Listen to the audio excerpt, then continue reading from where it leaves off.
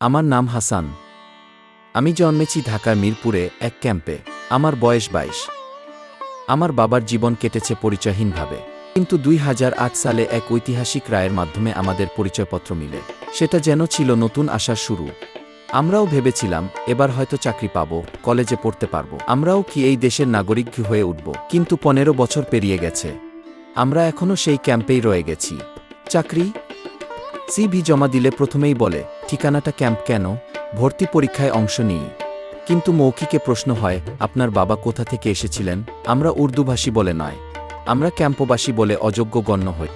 আমরা ভোট দিতে পারি, কিন্তু আমাদের কণ্ঠ কেউ শোনে না। আমরা বাংলা জানি, দেশকে ভালোবাসি, তবু প্রতিদিন নতুন করে প্রমাণ দিতে হয় এই দেশ আমাদেরও।